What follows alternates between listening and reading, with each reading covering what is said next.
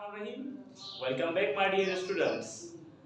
कुछ टाइम के बाद एक बार फिर से एक नए टॉपिक के साथ हाजिर हुए हैं। आज हम एक थर्ड चैप्टर को स्टार्ट करने जा रहे हैं। चैप्टर नंबर 3 डायनामिक्स के बारे में हम पढ़ेंगे। जी हाँ, डायनामिक्स।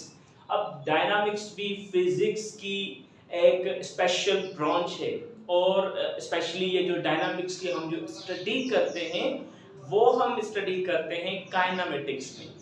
मतलब काइनेमेटिक्स को 2 या 3 मेन ब्रांचेस में या उनके जो ब्रांचेस हैं उसमें डिवाइड किया हुआ है।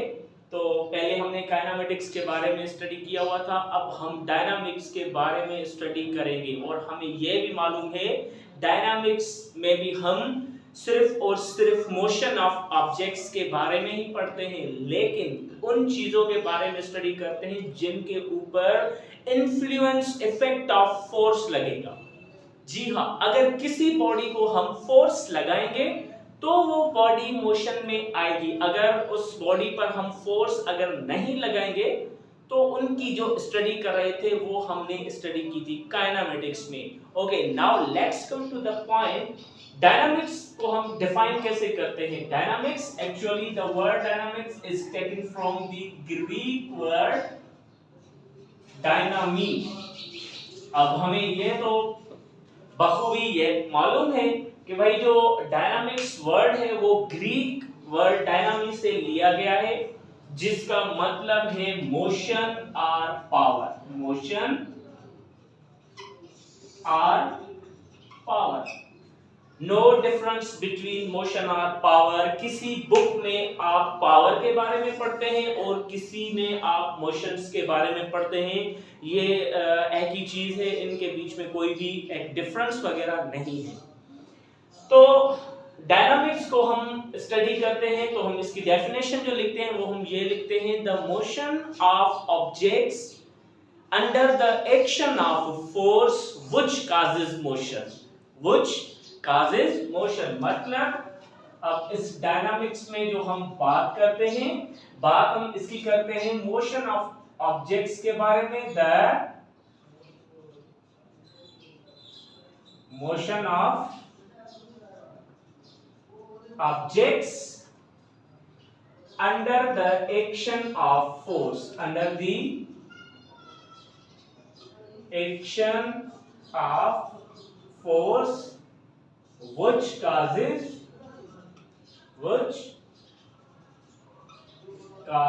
motion। मतलब फोर्स लगने के बाद बॉडी में क्या पैदा होगा? मोशन पैदा होगा। उन चीजों की हम स्टडी करते हैं डायनामिक्स में। अब यहां पर एक और टर्म आ गया फोर्स के बारे में। अब इसके बारे में भी हमें पढ़ना जरूरी हो गया कि भाई फोर्स क्या होती है और फोर्स को हम डिफाइन कैसे करते हैं। मैंने आपकी सहूलत की खातिर साइड में मैंने फोर्स के बारे में लिख लिया है कि भाई फोर्स को हम डिफाइन कैसे करते हैं। Force basically push and pull को कहा जाता है। किसी बॉडी को आप पुश करें या किसी बॉडी को आप पुल करें, पुश का मतलब होता है अपने से दूर करना और पुल का मतलब होता है अपने की तरफ खींचना उसे। अब सपोज करें मैं यहां पर एक कोई भी टेबल लेता हूं। अब इस टेबल के ऊपर 2 बच्चे हैं जो यहां पर फोर्स एक्ट कर रहे हैं। एक बच्चा ए पॉइंट पर फोर्स एक्ट कर रहा है और एक बच्चा बी पॉइंट पर फोर्स लगा रहा है। मतलब ये F1 है, ये F2 है। अब ये F1 और F2 का जो मतलब होता है, यहाँ पर फोर्स उनके ऊपर जो एक्ट कर रही है, ये दोनों बच्चे पुशिंग कर रहे हैं। पुशिंग का मतलब ये होता है कि ये जो दोनों बच्चे हैं इस टेबल को अपने से दूर कर रहे हैं। लेकिन एक और बच्चा है जो यहाँ पर वो फोर्स लगा रहा है, इस टेबल को अपने की तरफ क्या कर रहा है? खींच रहा है। अब ये क्या कर रहे हैं? पुश कर रहा है, सही है। और ये क्या कर रहा है? ये पुल कर रहा है। लेकिन अकॉर्डिंग टू द डायरेक्शन आप यही कहेंगे कि भाई ये तो पुश कर रहा है, ये पुल कैसे कर रहा है? डायरेक्शन तो उनकी ये एक ही है, ये भी तो पुशिंग ही कर रहा है ना। लेकिन ये अपने की तरफ क्या कर रहा है? खींच रहा है। इसलिए हम इसे पुल का नाम देते हैं। Push and pull is known as force. अब सिर्फ पुश और पुल को तो हम फोर्स नहीं कहेंगे। किसी भी आप चेंबर में जाएं या किसी भी शॉपिंग मॉल में जाएं तो उनके डोर्स पर एक आपको टैग नजर आएगा जहां पे लिखा होता है भाई पुश करें, या वहां पे लिखा होता है पुल करें। वहां पर भी हम क्या एक्ट करते हैं, वहां पर हम फोर्स लगाते हैं। फोर्स लगाएंगे, फोर्स के बाद उस बॉडी में कुछ इफेक्ट्स पैदा होंगे, जिसके बाद वो डोर हो या कोई भी चीज हो ओपन होगी, क्लोज होगी या मोशन में आएगी। अब मोशन में आने के लिए यहां पर जरूरी क्या हो गया, हमारे लिए जरूरी हो गया उसके ऊपर फोर्स एक्ट करना। लेकिन फोर्स हम उसके ऊपर कितनी एक्ट करते हैं भाई, कोई 1 न्यूटन फोर्स एक्ट करेगा, कोई 2 न्यूटन फोर्स एक्ट करेगा, या उसके मुताबिक कोई अप टू 100 ऑन फोर्स वहां पर एक्ट करेंगे। लेकिन यहां पर फोर्स की कुछ और डेफिनेशंस भी हमें जाहिर हो रही हैं। यह भी हमें मालूम है कि भाई force is an agency. Agency का यहाँ पर जो मतलब होगा कोई एजेंट नहीं होगा। एजेंसी यहाँ पर जो हम वर्ड शो कर रहे हैं, हम उस एजेंसी के बारे में नहीं करेंगे कि भाई कोई बड़ी एजेंसी हो। यहाँ पर एजेंसी का मतलब होगा एबिलिटी। जी हाँ, एबिलिटी के बारे में। Force is an ability which moves और टेंड्स टू मूव, स्टॉप और tends to stop the motion of body. मतलब फोर्स जिसी भी बॉडी पर हम एक्ट करेंगे तो फिर या तो वो बॉडी को मूव करेगी या किसी भी मूविंग बॉडी को स्टॉप करेगी, तो उसे उस बॉडी को फोर्स लगाने के बाद या तो उसे मोशन में लाएगी या उसे स्टॉप करेगी। ये फोर्स को एक एजेंसी या एबिलिटी हम कहते हैं। Number first point. Number second one point ये भी भाई कह रहा है कि the force can also change the direction of motion. Force direction को चेंज भी करती है। किस तरह से डायरेक्शन को चेंज करती है? आप गियर्स की बात कर लें, बाइक के गियर्स होते हैं, कार के गियर्स होते हैं, या उसके साथ साथ आप क्रिकेट वगैरह खेलते हैं, बॉल प्लेयर की तरफ ईस्ट डायरेक्शन में जाता है, लेकिन बाद में जो प्लेयर हिट करता है वो बॉल को वेस्ट डायरेक्शन में क्या करने लगता है, मूव कर। मतलब ये हो गया फोर्स सिर्फ और सिर्फ किसी चीज को मूव या स्टॉप करने का नाम नहीं है, लेकिन फोर्स किसी बॉडी की मोशन उसकी डायरेक्शन को भी चेंज करता है। उसके साथ साथ the force can also change the size और शेप ऑफ द बॉडी।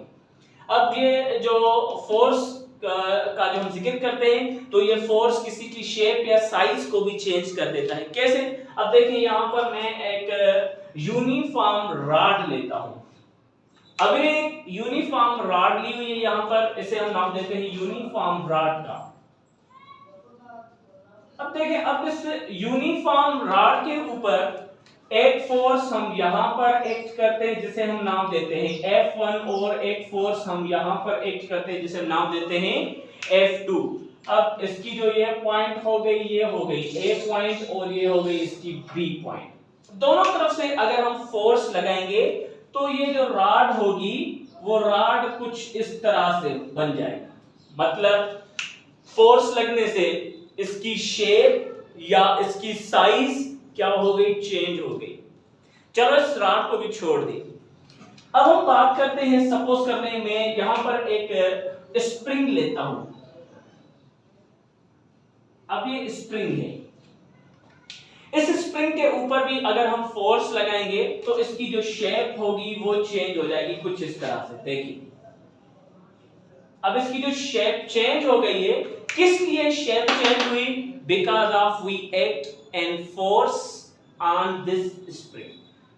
मतलब ये हो गया कि हमने इसके स्प्रिंग के ऊपर हमने एक फोर्स एक्ट की, जिसके बाद फोर्स लगने के बाद इसकी जो डायरेक्शन हो गई वो क्या हो गई है, चेंज हो गई है। और यहां पर फोर्स को हम नाम देते हैं it is a vector physical quantity.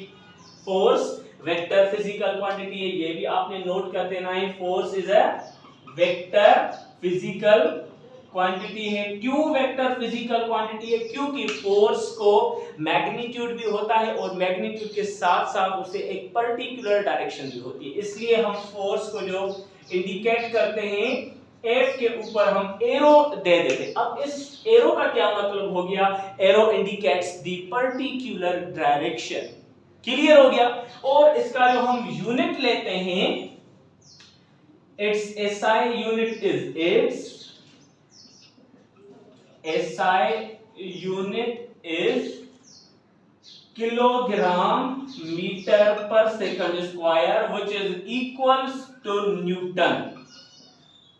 MKS system में या SI सिस्टम में जो हम फोर्स का यूनिट लेते हैं वो हम लेते हैं kilogram metre upon second square या kilogram metre per second square. अब ये kilogram metre per second square को हम इक्वल देते हैं न्यूटन के। ये हो गया एमकेएस में। सीजीएस सिस्टम में अगर बात करी जाए फोर्स की, तो सीजीएस सिस्टम में किलोग्राम को हम कन्वर्ट करते हैं ग्राम्स में, मीटर्स को कन्वर्ट करते हैं सेंटीमीटर्स में, और सेकंड स्क्वायर रिमेन सेम होता है ग्राम सेंटीमीटर पर सेकंड स्क्वायर। ये किस सिस्टम में हम बात करते हैं, ये हम लेते हैं सीजीएस सिस्टम में, और उसके साथ साथ इसको हम इक्वल लेते हैं किसी डाइन के साथ। जी हाँ, डाइन जो सामने आ गई उसे हम डाइन कहते हैं, लेकिन वो डाइन नहीं होगी। यहां पर वन डाइन इक्वल हो जाएगी ग्राम सेंटीमीटर पर सेकंड स्क्वायर, ये सीजीएस सिस्टम में और ये एमके सिस्टम में। अब बच्चे यही बात करते हैं कि सर एफपीएस सिस्टम में फोर्स का यूनिट क्या होगा। भाई एफपीएस सिस्टम में फोर्स जो है वो फंडामेंटल क्वांटिटी है। एफपीएस सिस्टम में मास को हम डिराइव्ड क्वांटिटी कहते हैं, ये बात आप पॉइंट नोट कर लें। In FPS system force is a fundamental quantity but the mass is a derived quantity, and the unit of mass is taken from the unit of force which is equals to pound, या उसे हम नाम देते हैं सलग का। FPS system में मास को जो हम यूनिट लेते हैं वो इससे ही हम डिराइव करते हैं फोर्स से, जिसको हम नाम देते हैं सलग का। और वन सलग इज इक्वल्स टू, एक सलग बराबर कितने के होता है, वन सलग इज इक्वल्स टू 32.17 पाउंड्स के, जिसमें मास कितना होता है, इज इक्वल्स टू 14.59 किलोग्राम्स की। एफपीएस सिस्टम में इस पॉइंट को आप नोट कर लें। एफपीएस सिस्टम में force is a fundamental quantity but the mass is a derived quantity. बार-बार मैं ये आपको बात नोट करवाने जा रहा हूं। तो वन सलग कितने के बराबर होता है, 32.17 पाउंड्स के, एलबी के बराबर होता है। क्लियर हो गया। और इन 32.17 में मास कितना आता है, 14.59 किलोग्राम। अप्रोक्सीमेटली हम 15 किलोग्राम लेते हैं, अप्रोक्सीमेटली। होता नहीं है, क्यों नहीं होता भाई, यहां पर हम सिर्फ राउंड ऑफ करके 9 से हम 5 राउंड ऑफ करेंगे तो 6 हो जाएगा, 6 को हम राउंड ऑफ करेंगे तो ये 15 हो जाएगा। अप्रोक्सीमेटली हम 15 किलोग्राम लेते हैं, लेकिन होता नहीं है क्योंकि अप्रोक्सीमेट ले रहे हैं, और अप्रोक्सीमेटली कोई परफेक्शन नहीं देता, कोई अनसर्टेनिटी हमें जरूर दिखाता है। यहां पर भी हमें कोई अनसर्टेन वैल्यू जरूर होगा, और इस अनसर्टेनिटी को हम डिफाइन करेंगे सिर्फ और सिर्फ फर्स्ट ईयर क्लास में। Is that clear. अब यहां पर बच्चे यह भी सवाल करते हैं कि सर ये न्यूटन क्या चीज है, और हम न्यूटन को किस तरह से डिफाइन करेंगे, न्यूटन को किस तरह से डिफाइन करेंगे। न्यूटन को हम डिफाइन करने जा रहे हैं इस तरह से। न्यूटन शो हम करते हैं एन से। अब न्यूटन को किस तरह से डिफाइन करेंगे, हम कुछ इस तरह से हम डिफाइन करेंगे न्यूटन को।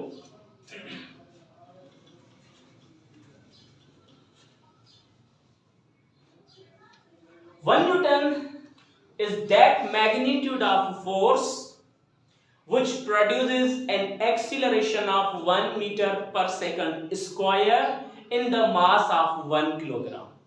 अब ये जो वैल्यू हो गया ना 1 न्यूटन का, ये कांस्टेंट हो गया, तो हम इसे डिफाइन कैसे करते हैं, 1 Newton is that magnitude of force which produces an acceleration of 1 meter per second square in the mass of 1 kilogram। अब ये जो स्टेटमेंट आ गई ये कांस्टेंट होगी, मतलब 1 किलोग्राम बॉडी को हम 1 न्यूटन फोर्स लगाएंगे तो उसमें एक्सीलरेशन जो पैदा होगी वो 1 मीटर पर सेकंड स्क्वायर होगी, और ये हर 1 किलोग्राम में जो वैल्यू होता है वो कांस्टेंट होता है।